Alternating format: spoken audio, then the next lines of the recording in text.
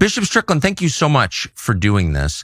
What do you make of the closure of the Church of the Holy Sepulchre by Israeli authorities on Palm Sunday? Well, really, Tucker, probably some things have developed even since the last thing I saw, but it looked like they were deciding to open it after all or whatever. To me, really, Tucker, this comes down to a consequence of the evil that we see, that we're witnessing. And I think we need to pay attention to it in that context. As we already discussed, the large-scale destruction of civilian life is never morally justifiable by any nation, by any entity, for any reason. It's just not.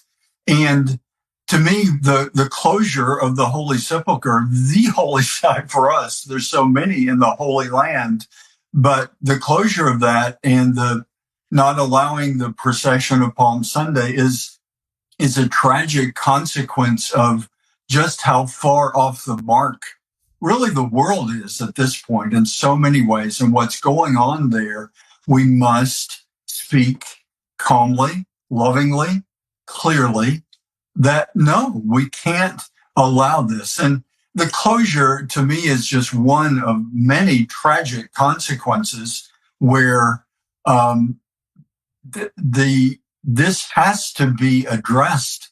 And we've got to keep going back to that principle that the large-scale destruction of civilian life can never be morally justified. Amen.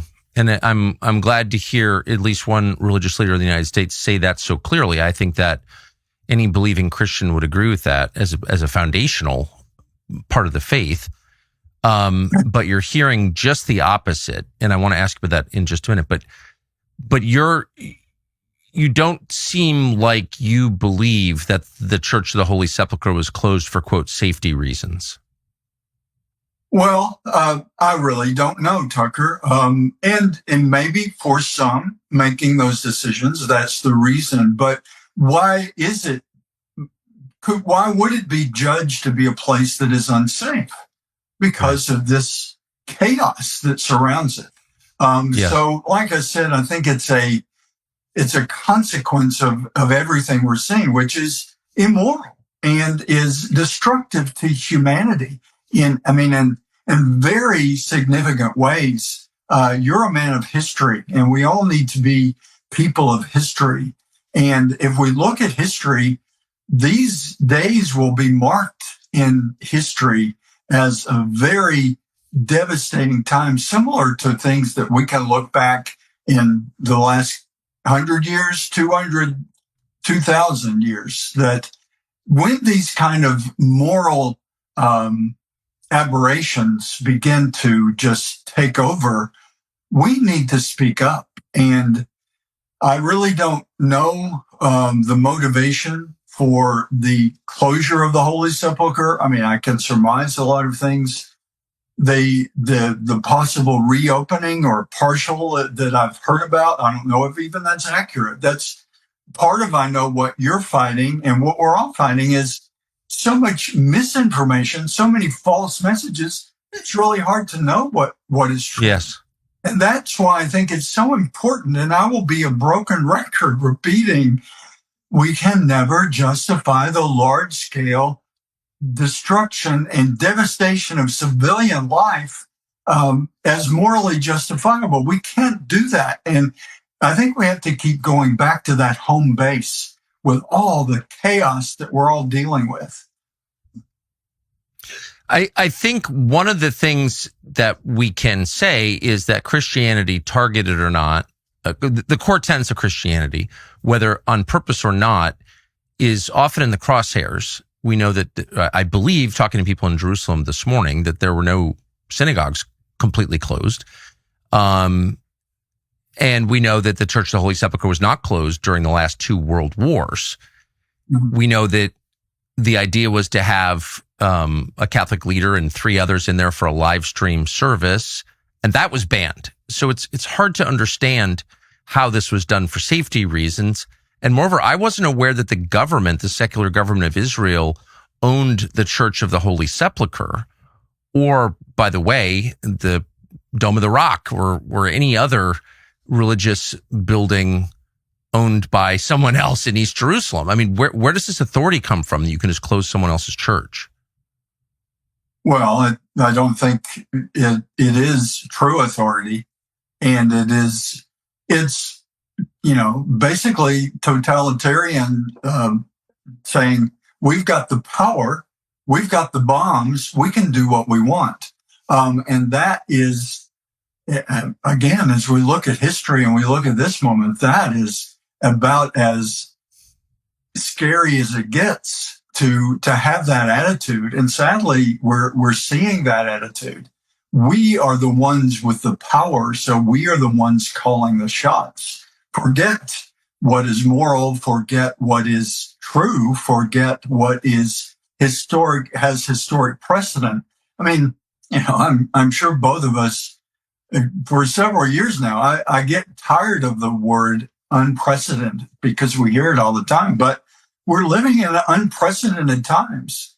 For all the more reason we need to go back to foundational pillars of life and faith. Of course, as a Catholic bishop, Jesus Christ is that pillar that we keep returning to, listening to him, looking at the model of his life, which flies in the face of anything violent. And that doesn't mean that he was not addressing the terrible issues of his time. I mean, you used the phrase in the crosshairs. Cross is where Jesus Christ died. And ironically, Tucker, and I'm sure it isn't lost on you, that in my experience as a bishop and a priest, Holy Week is always a time where things are in the crosshairs, and it's different issues and different situations historically, but there's something about Holy Week that calls us back to who is Jesus Christ? Do we believe him or not? And if we do, we must morally be guided by his light. We must. It suggests that there's something else going on here, perhaps influenced by the spiritual war ongoing around us, that Christians would be the target, since it is at its core a religion that opposes violence against innocence and the destruction of innocence.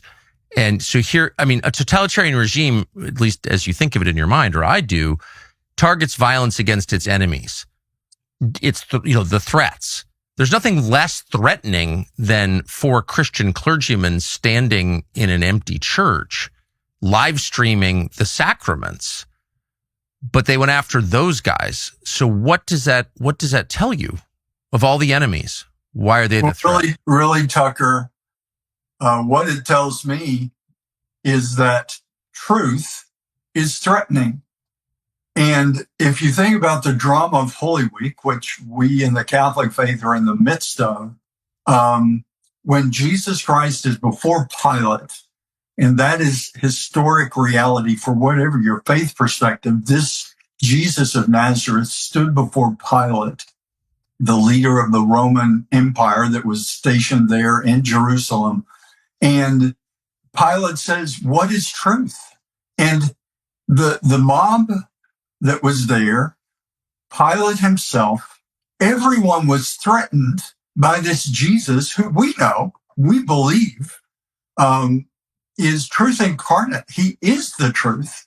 And as he's standing there, really, Tucker, I think that is what's threatening to those who are not living by the truth and humbly seeking the truth, which we all have to do. I don't claim to have it all figured out, but I look to Christ because he is the truth.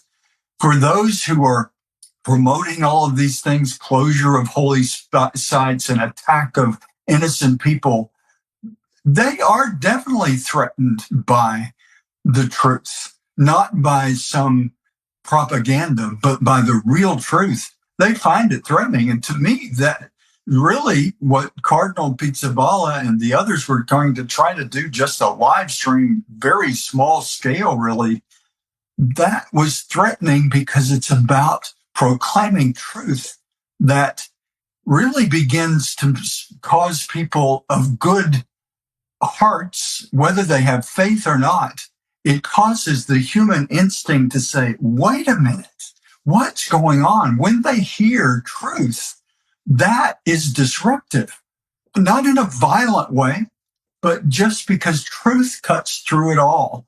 That's what they're afraid of. I truly believe that. So we're still in the middle of Lent, inching closer and closer to Holy Week, the days leading up to Easter, when we are called to walk alongside Jesus through his suffering, his death, and then finally, gratefully, his resurrection. And there's never been a better time to commit to more prayer. If that sounds worth pursuing, we sincerely recommend downloading the Hallow app, which we talk about every morning at breakfast in my house. Hallow offers thousands of prayers, meditations, music choices to help draw you deeper into the passion and listen for God's voice. Jesus died for every person, no exceptions. This month especially, remember his sacrifice. Download Hallow today to connect with the Lord on a daily basis in a way that you will not forget. We are completely hooked in my house. No kidding at all. Literally every day we talk about it. Lots of apps are time wasters. Hallow is the opposite. Get 3 months free at hallow.com/Tucker. We sincerely, passionately recommend it. One of the truths that seems the most threatening is that violence is not the answer. I'm sorry? Well, the power of the world isn't the answer. That is what threatens them. And that's what they don't want to get into the hearts and minds of just everyday people. They don't want that word to get out there that war isn't the answer. Sometimes the church, the Catholic Church, has a doctrine of justifiable war, which is pretty strict and pretty clear, and probably very few wars have qualified. And there's serious questions about this war. I think it's pretty much unqualified. Yes. But that's what we have to keep looking at. Look at the principles. And really, Tucker, what I would encourage your viewers and all of us, I'm just one of the viewers in many situations. I'm a bishop who doesn't even have a diocese anymore, but I do have an apostolic call that I take very seriously. And I say to myself, to you, Tucker, as a good man seeking truth, and all of us who are in this, we need to take a breath. We need to calm our hearts, and we need to simply seek the truth. I believe, and I feel compelled to proclaim to the world, we know the truth. The truth sets us free. It's Jesus Christ. And certainly that was the threat that the Romans and the Jewish leaders wanted to get rid of. That's historic reality. They plotted to rid themselves of this truth problem. And in many ways, we see the same thing repeated. It gets masked in a lot of ways, but yes. And I pray daily for the leaders of the world, for every nation, for leaders who have the power and the responsibility in this moment to go back to those basic principles. They need to take a deep breath and ask themselves, is this true, what I'm promoting, what I'm doing? Is it about the truth that sets us free? And when we ignore the truth, that is when we are the most bound by violence and evil. And we're seeing it played out in our lifetime, right in these moments, on the TV screen, on our phone screens, on the airwaves. We're seeing ignoring truth has consequences, and it comes down to each of us individually. When we ignored the truth that I am a sinful man who needs to repent and I need to seek the light that is Jesus Christ, when we try to hide that, to ignore it, to eliminate it, it doesn't go away. It will not be eliminated any more than killing Jesus Christ on a cross in the first century eliminated the truth that he is. Truth will not be eliminated, but a lot of innocence can be harmed when we think we can avoid the truth and do it our way and do it with our power. When we go down that path, it's destructive in so many ways, even to those individuals that are doing it.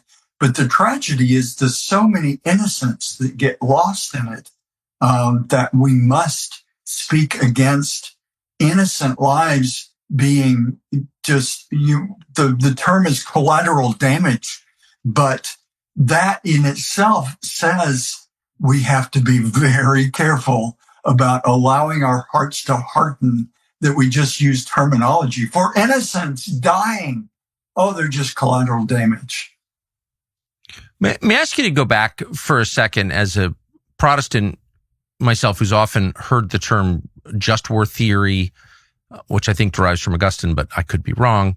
Can you summarize that for people who aren't familiar with what it is, just in broad terms? What's a justified war? Well, there are 4 basic points, and I can't claim that I can get all of them as, it's pretty simple. Most of the time, the truth is pretty simple, but it has to be, the just war theory is based on, if war, which should be avoided if at all possible, if it is to be justified, it has to be proportionate. It has to be, it can't be preemptive. It really, Tucker, goes back in a lot of ways to the right to self-defense, the right to self-defense of one person, the right to self-defense of a nation. That is really the core of the just war theory. It has to be a real threat, not a perceived threat, not a future threat, but a real threat. It has to be in proportion. I mean, putting it on the just person to person context. I mean, somebody slaps you, you don't shoot them. That is not proportional. Yes. It has to avoid harming innocents that are really have nothing to do with whatever the conflict is in any direct way. And so those basic points are what you have to look at. It has to have a reasonable expectation of success, that this will accomplish the protection of innocence that it should be about. Those points are what we have to keep looking at. And like I said, there probably aren't many wars in human history that would qualify as meeting all the criteria. Some meet more than others. But I don't know that this present conflict, they're not even calling it a war, and I think that tells us something. But this present conflict, I don't know that it qualifies on any of those points. Because, yes, there was some threat there, but was it justifiable to immediately address that threat, which seemed to be a future threat that may have been very real? I don't claim to know all of that, but I think the leaders are challenged to really look more deeply at that. And certainly the idea that of protecting innocence, honestly, I mean, and again, I haven't been in any war rooms or heard the real discussion, but it seems, and what we're seeing, it's like we can expect and we can plan for the collateral damage, which should be always stated as we can plan for innocents to die because of this action, because that's what collateral damage really is talking about. So that, I think, is a reasonable, probably not the most scholarly exposition of the just war theory, but those are the basic points. And again, if people say, it gets so complicated, just think about defending yourself, defending your home, defending your family. You can't go out and, you have a neighbor that's talking crazy and go and put a bomb in their front yard. I mean, that's not proportionate. That is not reasonable. And it has to be something that is a reasonable, and I think one of the greatest points of the just war theory is it likely to be successful? Is it likely to have an outcome that brings more peace, more protection, not just to the individuals that you're specifically responsible for, but brings it to the world?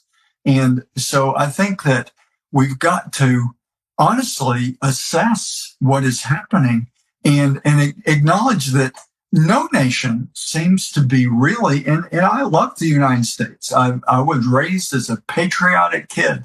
I still believe in a lot of the principles, but when we lose sight of the basic principles of our founding as a nation, or of our faith of Christianity, or whatever our faith is, those basic principles have to guide us. And we can't allow popular opinion or political agendas to override those basic moral values that should be the pillars that found us, that stabilize everything that is shaking in the world today. And a lot of people hesitate before getting traditional therapies for cholesterol health. They don't want to wind up stuck on capsules for the rest of their lives. Pills, they'd rather feel like they have some say in how they take care of their own bodies. And that's why more Americans are turning to more gentle alternatives with ingredients they recognize.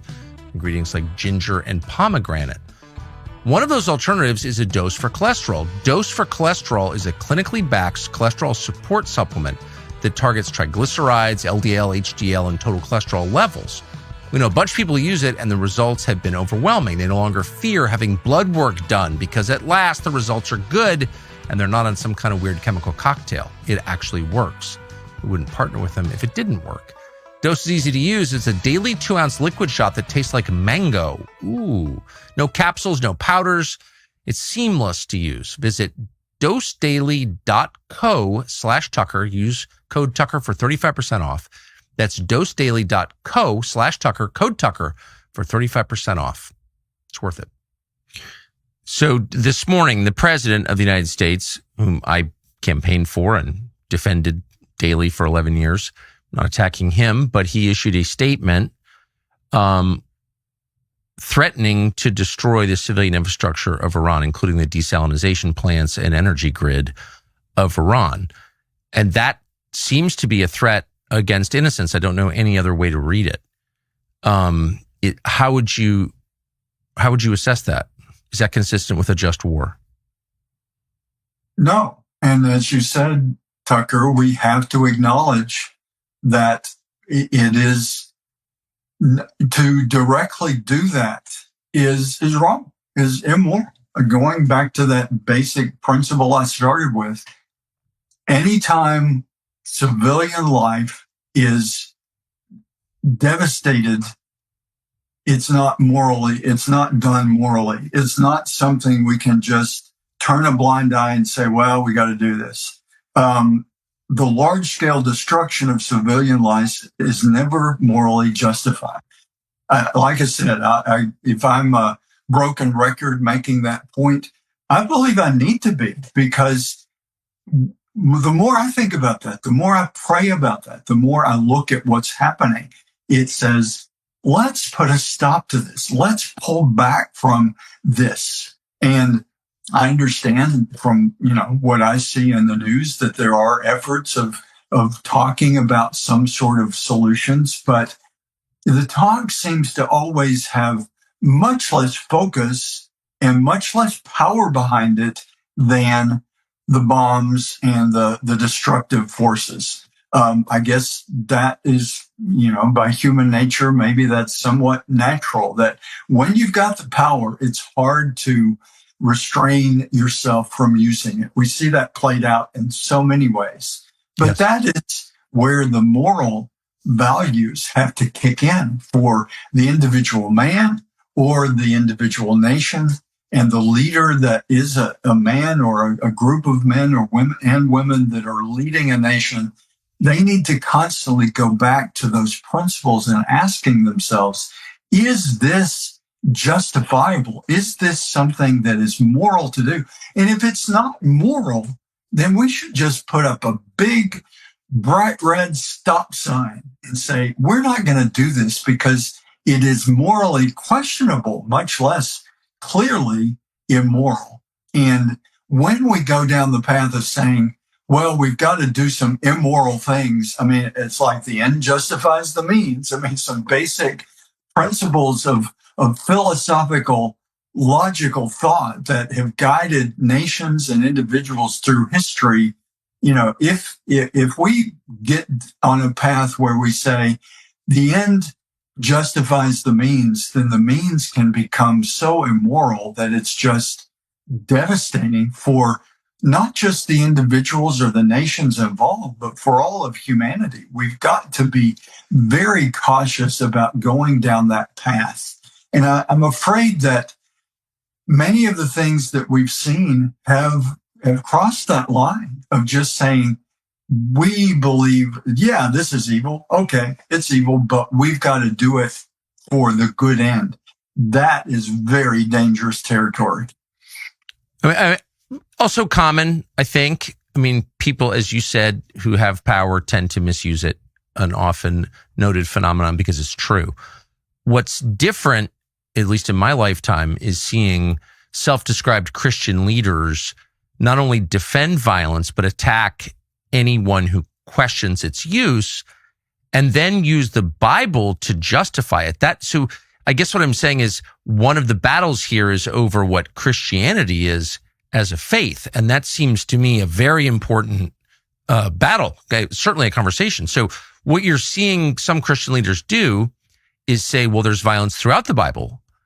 And God justifies it, in some cases defends it through what the Christians call the Old Testament. From beginning to end, there's violence against innocence. So it's therefore okay. What is your response to that? Well, Tucker, quite simply, probably not surprising, my response is Jesus Christ. Yeah. If we claim, which I do, and I do my best. I mean, I'm a sinner. I mess up all the time. We do individually if we're smart enough to be humble enough to acknowledge that. We as nations and we as individuals, we get off the mark. We mess up, but we can always repent of that and seek again to follow the truth that is Christ. And that's the distinction that I would make. If people are calling themselves Christians, we are of the body of Christ that is his church. And we have to look to him. Yes, in the Old Testament, there are many examples of destructive power, but that is not the world that we live in. We believe that Jesus Christ has redeemed everything. And one of the key points of Jesus Christ, and St. Paul says it very well, we are neither Greek nor Roman. We are not individual nations. We are Christian. And to use Christianity as a weapon against one part of its body to another part of its body that's a misuse of the message of Jesus Christ. If we look to him, I mean, he died on a cross because he embraced that freely as a man and as the Son of God. But he was willing to do that. He was willing to personally receive the greatest violence of destroying his body and his human life for the sake of the peace that he brings. And if we look to Jesus Christ, we can't justify the violence that we're seeing. You can hearken back to the Old Testament, but if you believe Jesus Christ is the new covenant, that he came out of that world of the Old Testament. He is of Hebrew origin, and we should embrace that absolutely. That is historical reality, but he came to bring a new covenant and to bring a redemption of all of that. And just one example of what Christ, if we look to Christ, he's often saying, yes, we used to do this, but this is the new way that through the Father sending me to you is being revealed.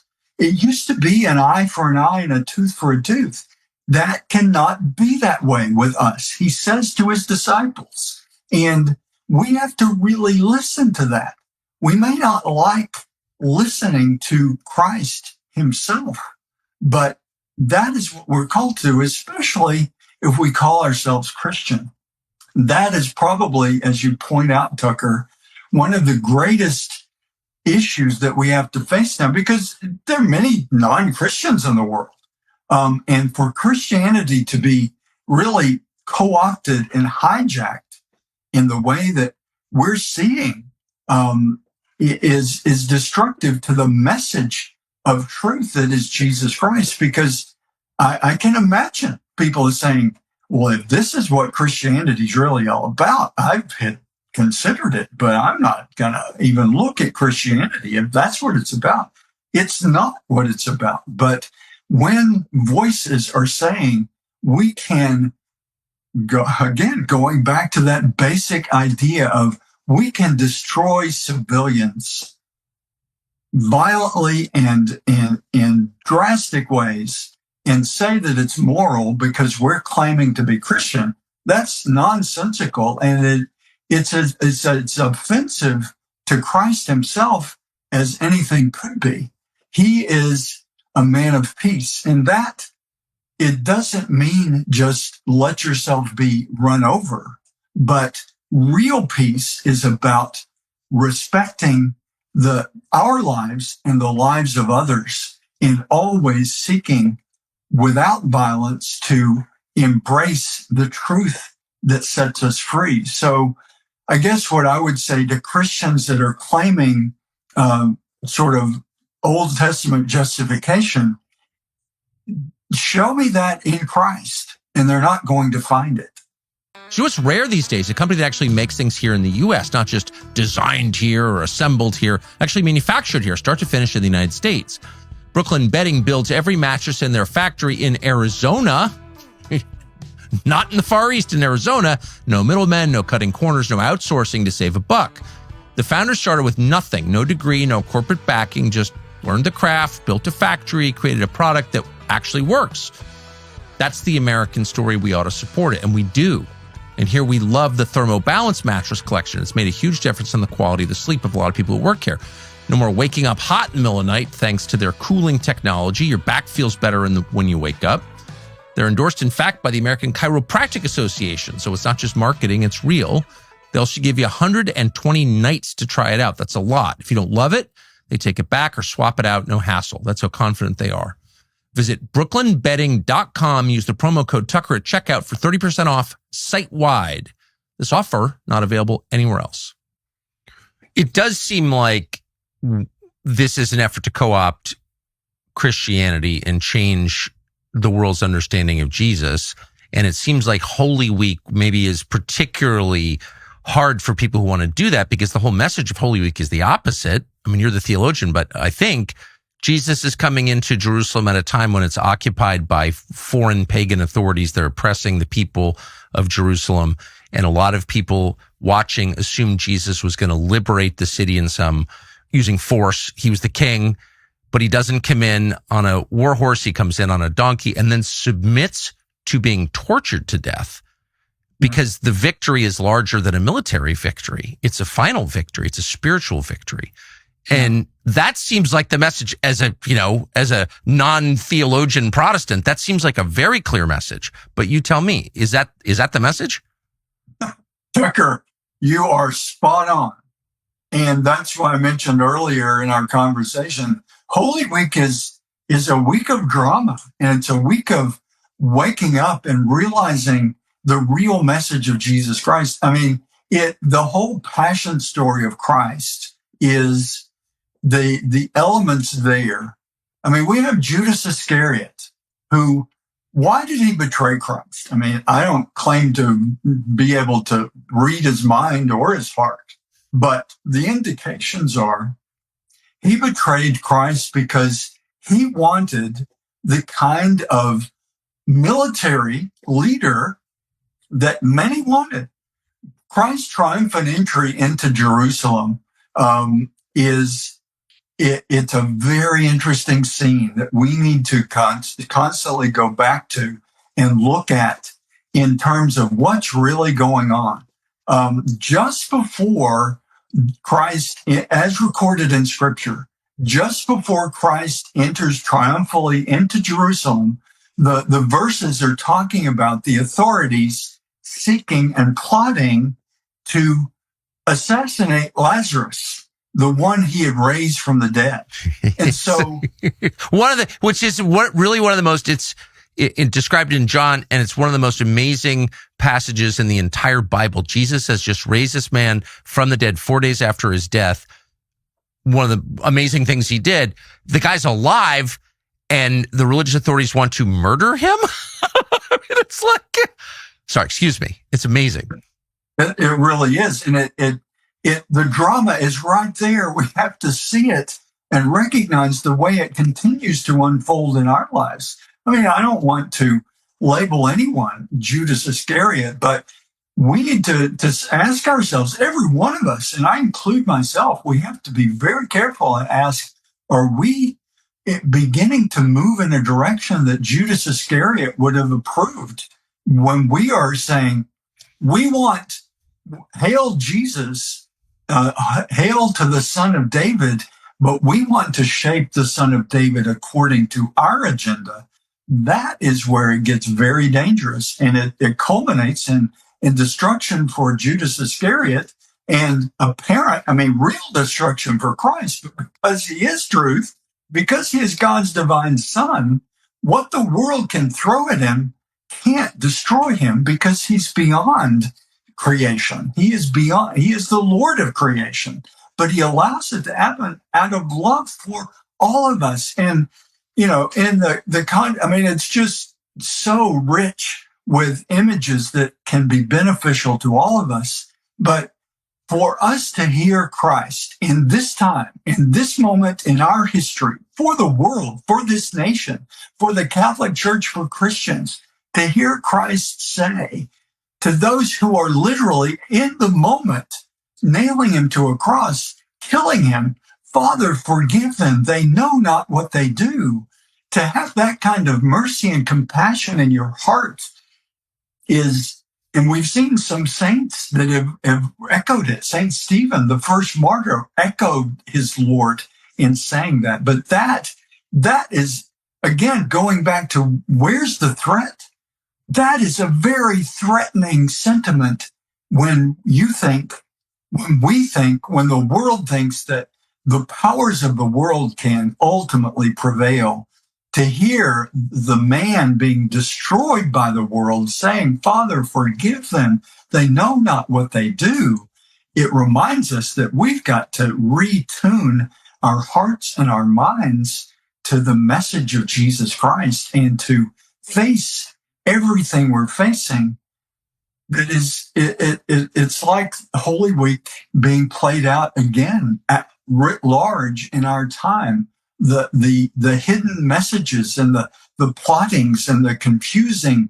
I mean, here we have things being hailed as wonderful, and then underneath it, the underbelly is a darkness of plotting, the destruction of innocence and the destruction of lives that really have nothing to do with this. So once again, I go back to that idea of we have to, the gauge has to be the large-scale destruction of civilian life can never be morally justified. And, with Christ, it was one man.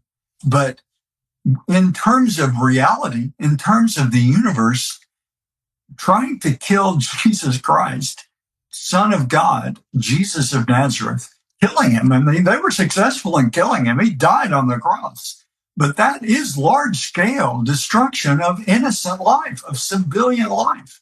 And that is the principle we just have to keep going back to keep really looking at everything through that lens and urging the leaders of Israel, the leaders of the United States, the leaders of Europe, the leaders of the world to come together and to listen to the words of Jesus Christ, even those who don't believe him, because they are true words, they resonate in hearts if people will just listen and really open their hearts to what he's saying. Certainly, I believe the world will embrace Jesus Christ before it ends. That is prophecy and that is logic. When the world will embrace truth, not everyone. We're all left with our free will. And that is, the free will of the individual and writ large, the free will of nations. And we see that in Old Testament. God doesn't necessarily stop the free will of nations or individuals from doing something that God knows is contrary to truth. And the consequence of ignoring the truth, really, I mean, we can see it as God's punishment, but really it goes deeper than that. It's simply in conflict with reality. And when we oppose the truth, we're opposing reality, and the consequences will follow. Maybe not immediately, but the consequences will catch up with us when we ignore truth. And Tucker, I know that the people that you interview as your life, your career, your good work of doing your best to share truth, you're constantly talking to people who have themselves lived through the consequences and hopefully awakened to the reality. I've got to follow truth. When we ignore truth, and it's in countless ways in our society today, but when we ignore the truth, we get on a path that brings us harm. And sadly, the more influence we have, the more that path involves other innocent people, the more we can bring destruction down on the heads of the most innocent. When we decide, I'm going to consciously deviate from the truth because I've decided I know better, that should be a huge caution, ultimately stoplight for all of us. Be very careful about going down that path, because we've seen it in history and we see it in our time.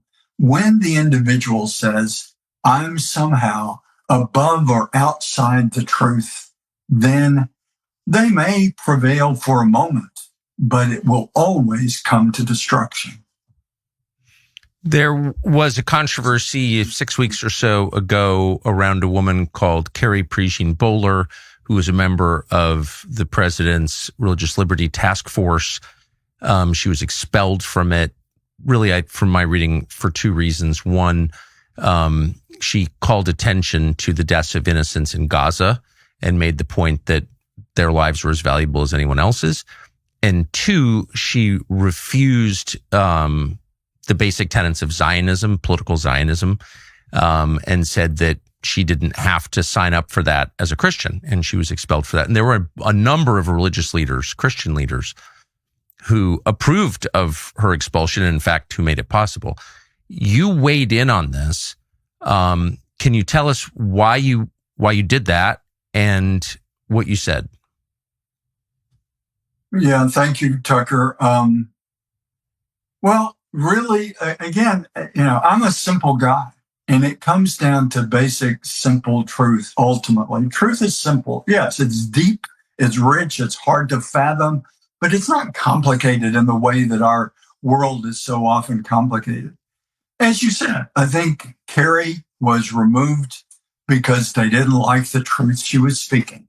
The truth about Gaza, which is verboten by many, the innocents that have devastatingly died there, is just horrible. It truly is a Holocaust of our time. But they didn't like that truth, and they didn't like the truth of her pushing back against the agenda that is saying this political Zionism is something that Christians need to embrace.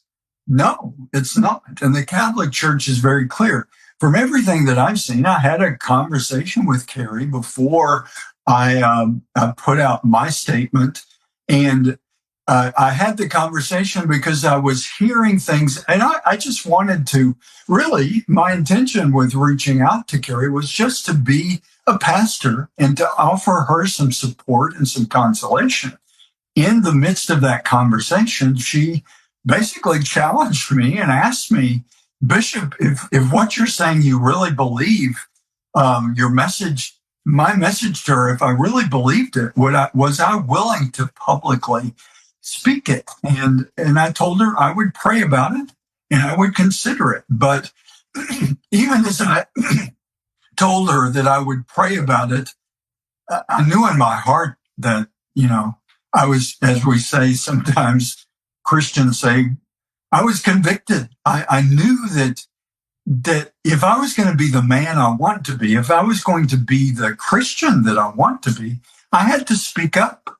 And to not attack anyone, but simply say, and what I tried to do in a rather several more words than this, but basically was say, Carrie was removed from that committee because she was speaking truth that the powers that be didn't want to be spoken. And because of that, I felt the need to speak out for her. I don't think Carrie claims to be a sinless, some sort of perfect woman, but she was right in what she was speaking. People can say, very often, and I know you hear this all the time, people will, when they don't like the truth that's being said, they'll very often go after the tone. And it's human for the tone to get a little elevated when we're speaking truth, that especially when it's being opposed. I know I can personally confess that sometimes that happens. When we're facing pushback against something we know deeply in our hearts to be the truth, we can hopefully not get violent, but we can get very animated in how we're doing that. And I think that that's what people really pretty cleverly will say, oh, well, it was the tone. Well, yeah, sometimes the tone, but sometimes it may be appropriate. When truth is being ignored, we need to get attention sometimes. And again, looking to Christ as the model. He said, love your enemy, but he also was willing to call a spade a spade. And when the leaders that he was speaking with were clearly not in the line of truth, he was willing to get pretty animated in the way he spoke to them and said things like, you brood of vipers. I think that was actually John the Baptist, but Christ said those kinds of things to the leaders because that's what truth demands sometimes. We should not return to violence in order to stand for the truth, but we should do it with vigor, with strength. And to me, that's where Carrie was rejected, primarily because they didn't want her to speak that truth. And they, and you've seen it. So, well, I think you're an example, Tucker. You were a man speaking truth and they tried to silence you. Carrie was speaking truth. They tried to silence her, and ultimately it backfires. When it is truth, when someone or a group is speaking truth, trying to oppose that, it does backfire. I think of Gamaliel in the Acts of the Apostles, a Jewish leader who said, y'all need to be careful. If this is of God, you'll find yourself finding God. If it's not of God, then it'll go away on its own. What Gamaliel is saying, truth lasts, truth prevails, truth continues because of the essence of what it is. It is truth. And we see that over and over again. When truth is being proclaimed and whatever powers of the world try to squelch that truth, try to silence it, so often, Jesus Christ, what is the whole drama of Jesus Christ? The world, the powers that were in the first century tried to eliminate him. And where are we now in the 21st century? He is still that voice of truth that can and should guide us. So Carrie was removed as one voice echoing the truth that is Jesus Christ. She was removed because of that. And look what's happened. Her voice has grown. I had no idea who Carrie Preaching Bowler was before she got removed. And then I ended up making a statement about her. That is a beautiful example of what we all need to remember for ourselves in our personal journey against sin and death. And in the global journey, we need to remember, if it's the truth, it will come out and it will prevail. So we better do our best to stay with the truth. I love the image of the plumb line of truth that comes from Old Testament prophets to stay with the truth. I waver, I weaken, I'm a sinner, but I do my best to return to that plumb line of truth. And that's what we need to do as individuals and as nations. We need to constantly be willing to challenge ourselves. Am I, in whatever way, avoiding or trying to obfuscate the truth? And to the degree that I'm doing that, I'm sinning, I repent, I ask forgiveness, and I get back to the truth. What kind of response did you get to the statement that you wrote about Kerry preaching? I'd have to say overwhelming. I mean, I've been on X, even when it was back when it was Twitter, and I've had some things that I've said that have gotten significant response. I don't even know what you call the numbers that you see, but whatever, the biggest number there is close to 1 million at this point of people. And sometimes those numbers don't all necessarily mean that people are in agreement, but the vast majority of people have said, thank you for being a bishop, a successor of the apostles that was willing to speak to this. Tucker, over and over again, and I can imagine, I mean, you're you have a big voice in today's world. And I know you know that. And I know you do your best to take that responsibly, which we have to. I'm the first to be surprised to have 1 million acknowledgments of what I've said. For the most part, very positive. So the response has been tremendous. And the words I believe, the words that I've posted, I believe they came from prayer. They came from real consideration of the truth that I believe in. But it wasn't my words that people are really responding to. It's truth. People are hungry. They are starving. There is a worldwide famine for the truth. Thankfully, it's there. We can find it, but we have to fight for it sometimes. And that's what I saw in the response is people are grateful when a voice, and when Kerry and I spoke, God has blessed me in tremendous ways. And really, Tucker, I mean, we've never met, but I see you, our story is very similar.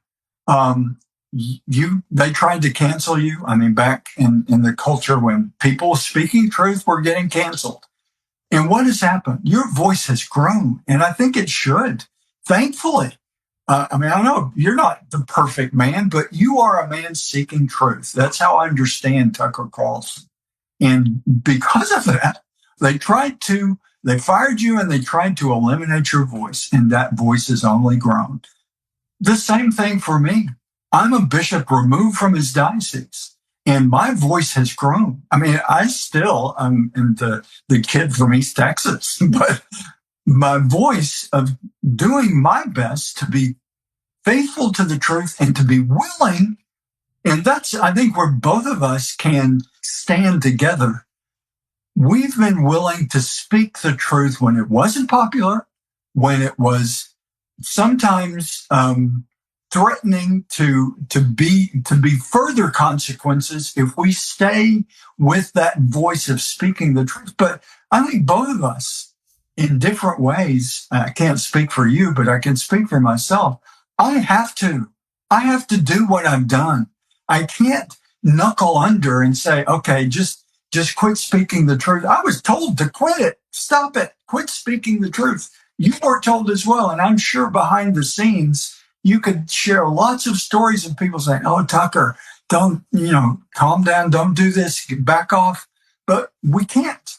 When it's the truth and you know it deep in your heart, that is what Christ was able to do in a beautifully peaceful way.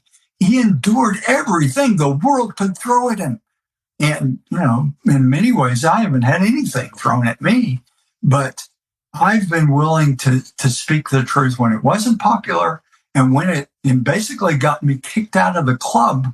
But I'm still a bishop. I'm still a successor of the apostles. And so it's essential that I continue to speak, not my truth. I mean, that's where it gets crazy. People speak of, oh, well, that's your truth and that's my truth. There's truth, and we all have the obligation to seek it, to be willing. And I've said this many times, and I say it again. Anytime I speak something that I'm claiming to be the truth, if people can show me that this is not the truth, I want to hear that. I don't want to ever be in a position where people are saying, oh, well, he's got a big voice, so I won't tell him he's wrong on that. I want to hear if I'm wrong. And I have been. I can be, for sure. I'm a man, weak and sinful and easily confused and easily diverted from the truth, but I keep going back to trying to do my best to proclaim it. That's what we're all called to do. And I'd see Carrie right there with us as a woman, a mother and a wife, and a woman with a voice. And once you have a voice, you have an obligation to speak the truth with it. You said you're on X. You're clearly paying attention to what's happening around the world. It's very easy to become discouraged. Jesus is under fire. The church broadly is under fire. Truth is obviously a target, maybe the main target. So it's discouraging. Do you see God moving as a counterbalance to that? Do you see God moving more as evil becomes more obvious? Tucker, thank you for asking that question, because I think absolutely I see goodness and beauty and truth changing hearts and moving people in all kinds of ways. That's been one of my blessings. I'm basically I'm an itinerant bishop now who travels all over the place and speaks in different settings and meets people across this nation and really around the world. And I have seen that goodness in those hearts seeking the truth. And of course, I believe that God it's still his world. It's still his church. And he isn't absent from any of this.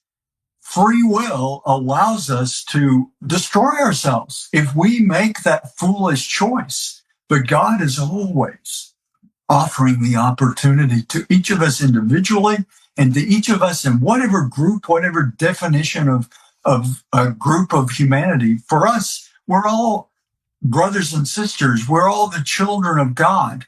But I believe, absolutely, answering your question, that God is working in hearts. God is working through all of this. I mean, look at all the evil that's been exposed. We hate it. We're horrified. But it's like a wound that needs to be cleansed, a wound that needs to be opened up, and the putrefied flesh needs to be cleansed. We're in a time of cleansing, of purification. God is allowing the truth that has been hidden for so long, so much corruption. It does get overwhelming. And I've put out messages to encourage people.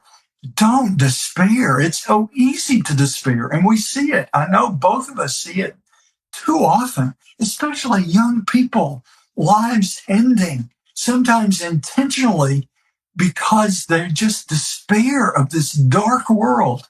But we can never despair. We should be people of hope and acknowledge the evil that's there, but believe that God is with us. Jesus Christ prevails as truth prevails. And I guess that's because I know many of the people that probably listen to you are not people of faith. But again, I would go back to simply truth prevails. When it's the truth, and we know, I believe, that Jesus Christ is truth incarnate. Truth walked this earth. And we believe in the Catholic faith, he remains here through the sacraments, through the life of baptized people and goodness living in the world. But truth prevails. And when we are willing to challenge ourselves to always go back to the truth, that will lead us nowhere but to God. And so God is working through all of this. And there's so much goodness out there, the things that have been hidden literally for centuries that are coming to light.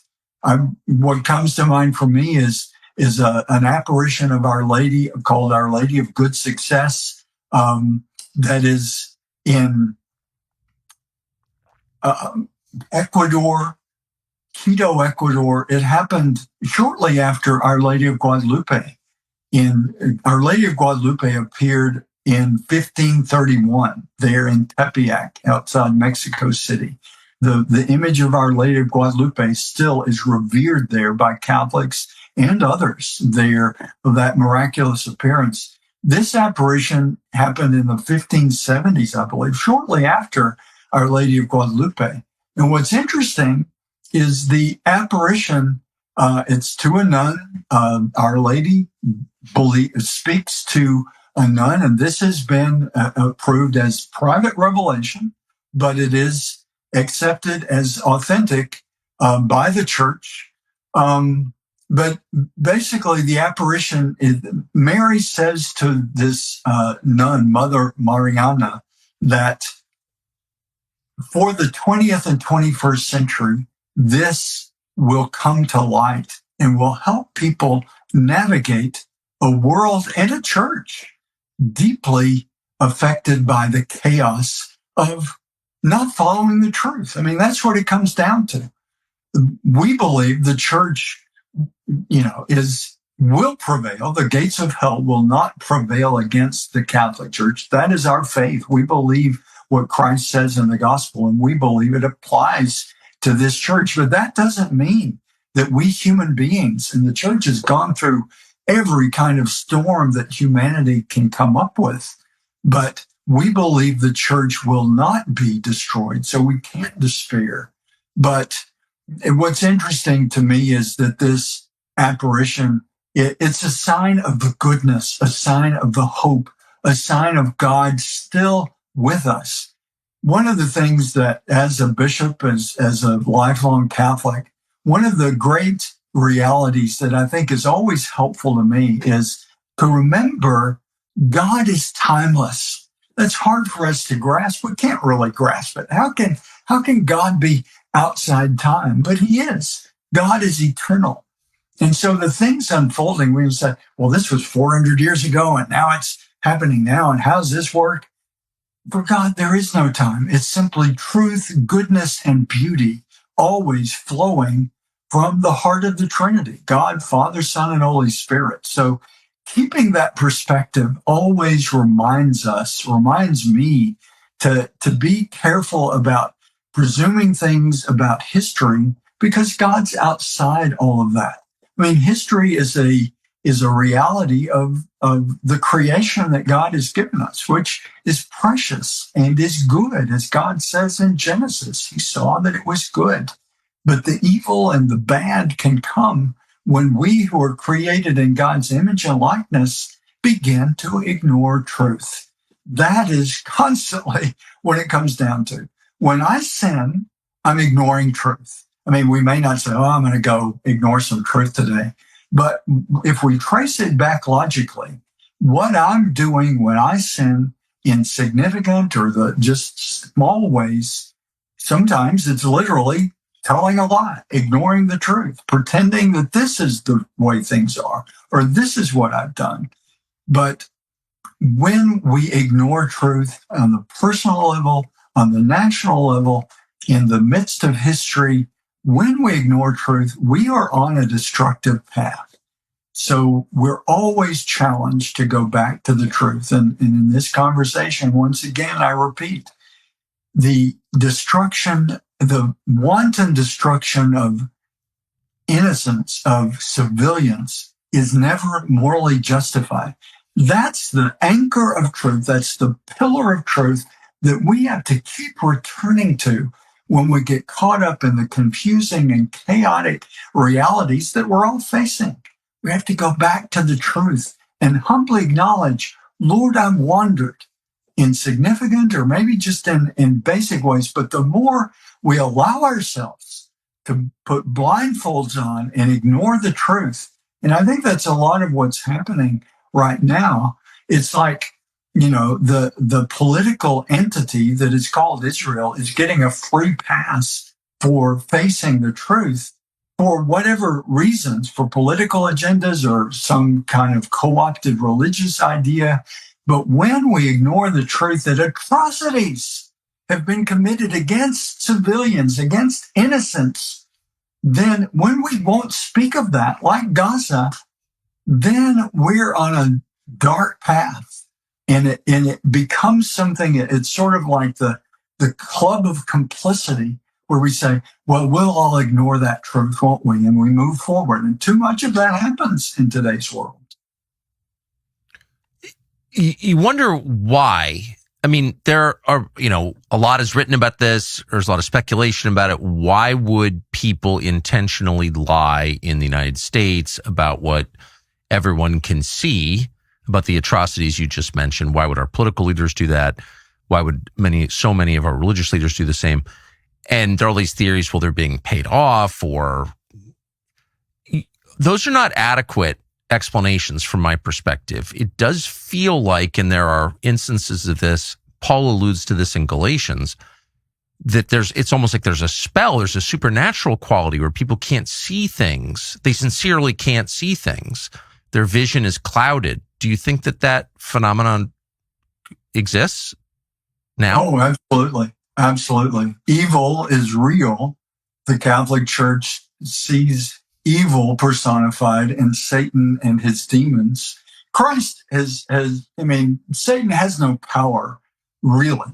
But we, individual human beings and any group of human beings, when we give in to ignoring the truth, we really are giving in to the power of evil. And like you're alluding to, Tucker, that's why, thankfully, God clearly tells us through his son and in other passages, even in the Old Testament, we are not to judge each other.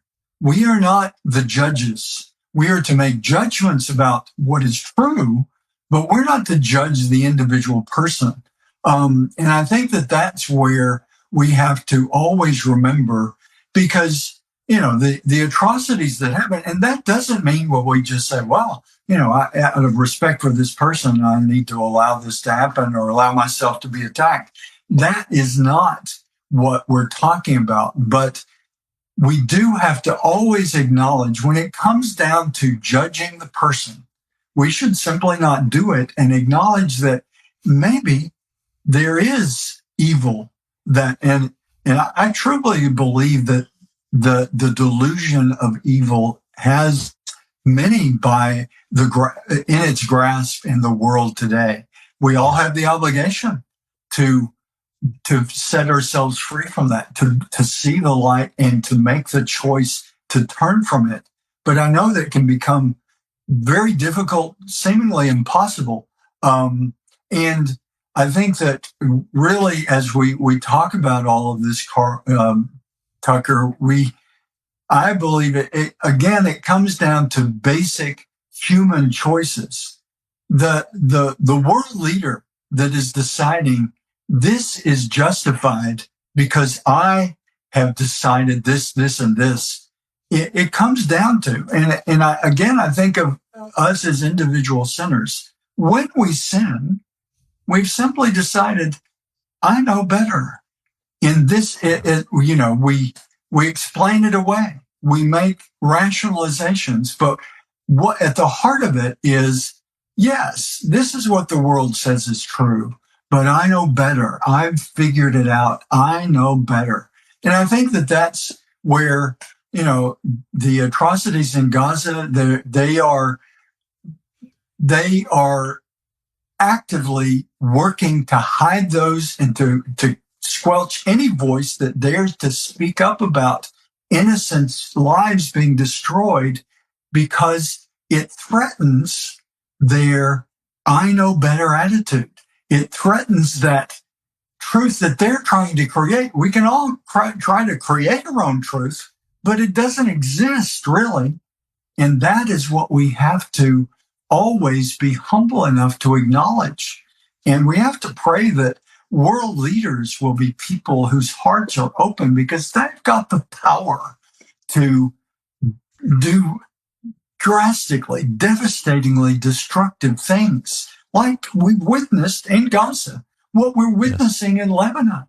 Very little is spoken about some of these things because the powers that be don't want that truth spoken, because it threatens their false scenario. And so it really is as basic as that. But I think there are forces, worldly and supernatural, of evil that, just like when evil tries to cancel a voice of truth in our culture, certainly in the supernatural realm, Satan and his minions are trying to do the same thing. The St. Michael prayer that we offer as Catholics is rooted in acknowledging that basic reality, and not seeing a demon around every corner, but acknowledging that evil is real. Evil has its power when we give it power. And that's why we have to prayerfully turn to the truth. I urge everyone to do that. And if you aren't a believer, to at least, hopefully, to somewhat being sane is to embrace the truth. A definition of insanity is to say, well, I'm going to ignore what's true and just go into my fantasy world. Sometimes that happens. But if we are people who are rational, then rationality means based in the truth. And we all have an obligation to find the truth, to speak the truth, and to live the truth. My final question is about persecution, which you've alluded to, and you've said, Jesus was murdered for telling the truth. That was the main threat he posed, the fact that he was the embodiment of truth, and that principle stands, and that it's not the liars who are punished, it's people who tell the truth. So if we accept that we're clearly in a new kind of world where trends are accelerating, you would have to think that persecution will intensify, specifically of Christians. And I think it is. I think it's what we're watching. Do you believe that? And if you do, how should Christians respond to persecution? Well, Tucker, I do believe that, it's very clear, I believe, that faith, any stance for truth, the real truth, is being persecuted, because the powers of chaos, the powers of that false message are growing and gaining influence. What is our response as Christians? Well, I guess it sounds pretty simplistic, but we stay with the truth. We don't compromise. We don't become violent in the face of violence. We don't embrace hatred. I think that, it probably is one of the most powerful things we can do, is seek to truly love our neighbor. And certainly, Christ tells us, love God with all your heart, mind, and soul, and your neighbor as yourself, the great commandment. But I think that we need to put that into practice by not giving in to the hate, no matter how much we are persecuted, no matter how much hatred is thrown at us. And we have great examples in our Catholic faith, in the saints of the ages. So many of the saints, and Christ himself says, if they hate you, remember they hated me first. What is persecution about? We're persecuted when they hate what we're doing, they hate who we are, they hate what we're saying. And so we're in good company with Christ himself. How did Christ respond? He didn't waver from the truth, but he didn't violently fight back either. That is, I think, the basic reaction we should have. We should trust in the power of the truth. Yes, we can be eliminated.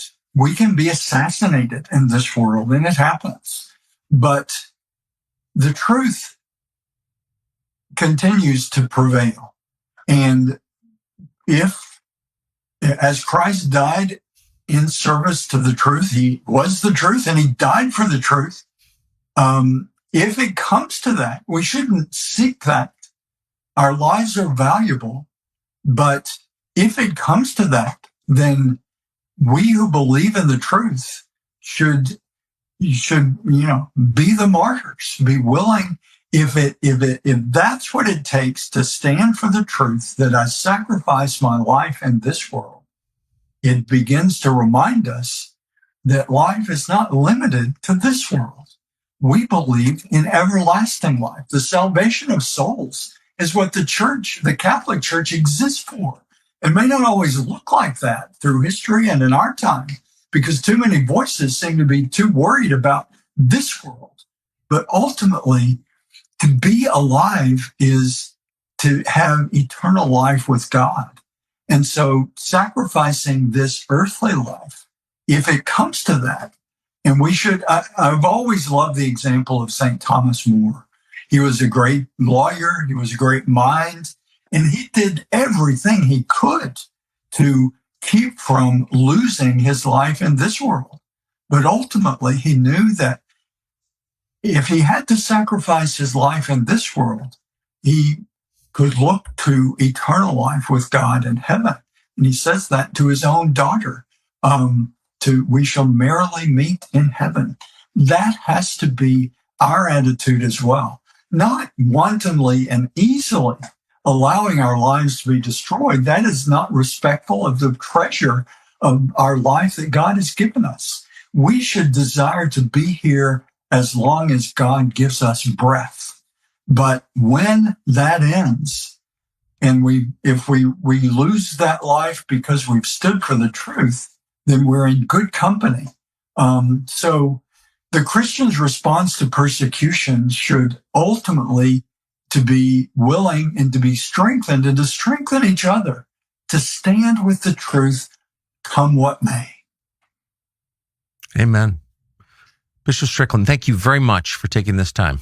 That was great. Thank you, Tucker. God bless you. God bless you.